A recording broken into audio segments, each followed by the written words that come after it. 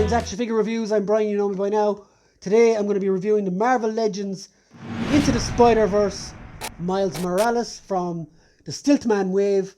And yeah, so this guy, Spiderverse, I'm going to catch a bit of hate for this. When I watched it first, I wasn't blown away by it. Like, I saw the reviews and stuff, everyone blowing smoke up its ass. And yeah, when I watched it, I wasn't blown away. But I think maybe it was the frame of mind I might have been in at the time.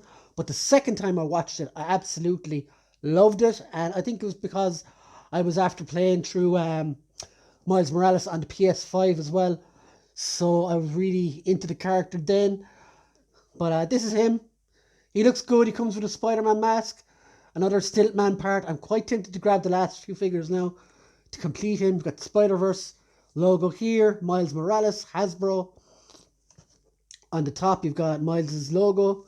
Stiltman Build-A-Figure, warning. On the back, a Brooklyn native and just 13 years old. Miles Morales is a Spider-Man unlike we've ever seen before.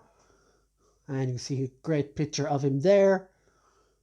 And the other figures in the wave, which include Miles, Gwen, Peter B. Parker, Prowler, Hand Ninja, and Frogman, both of who I have. And same picture there on the bottom. Legalese stuff. More legalese stuff there. So let's get Miles out of the box. And here is Miles Morales out of the box. And as you can see, I've changed him into his Spider-Man head. So he does come with two heads.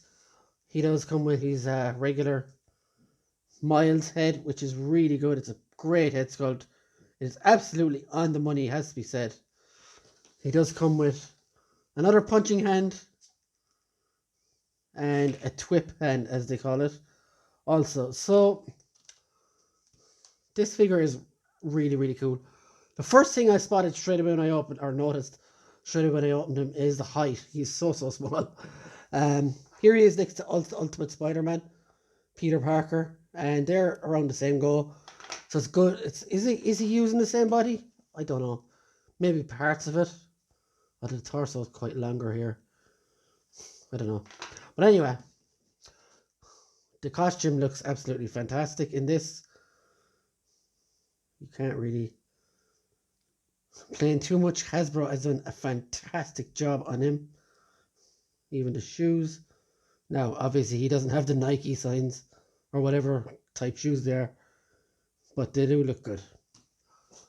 This is like, I had to laugh at people comparing this to the Mayfix Miles Morales, because you can't compare this to a figure that's over 100 quid, 100 euros, 80 euros, whatever it is, because you're obviously paying 4 times the amount, so you're obviously going to get 4 times the quality, at least, or so you should.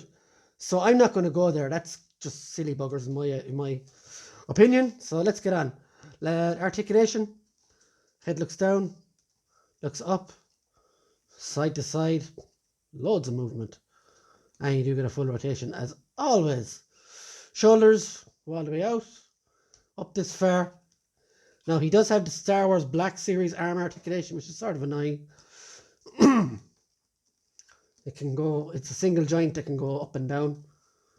So yeah, he does have good ab crunch, which goes up, but can be tough to get back, because this jacket, this like double jacket, is kind of annoying.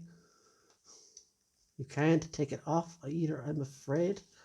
It would be silly anyway, because his arms are the same as the jacket, but it does look good. So he does have hip swivel, or torso, or whatever it is, torso rotation, that's the one.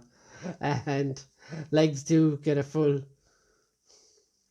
splitsies, mostly either way. Legs have a double jointed knee. There is no hip articulation there. Thigh swivel, that's the one I was looking for. Legs go down and up a bit, and you get an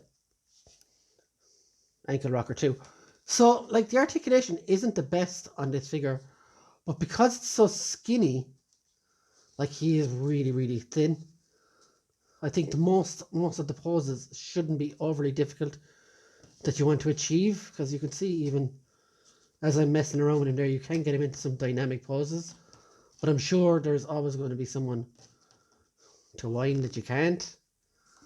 Well, what I would say then is go away and buy the rest. Don't buy the rest of this wave and just buy the Mayfix version of him. Not that I'm against that, by the way. I would love to be able to blow that kind of money, but anyway. So let's have a look at that head sculpt on him. Now, interesting as well here that the joint actually comes out, so you're just left with the hole there. It's different from what we're used to, as far as I know. Usually you just have the peg sitting and you pop the head on. The peg doesn't usually come out. It does make it quite easy for him to pop it back on. And here you have Miles. And he looks so innocent, I have to say. Doesn't look like someone that would beat up the Kingpin or whatever. But yeah, Miles looks great. I was to and fro on whether to get this figure, because as I said with the movie, I wasn't gone on it the first time. But then, I don't know, I just had to have him then. And now I'm even wavering on Gwen and Prowler, whether to get them or not. So I may have those in a few weeks as well to review.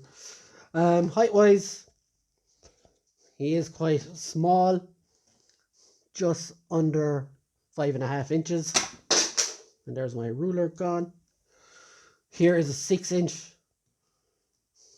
G.I. Joe figure.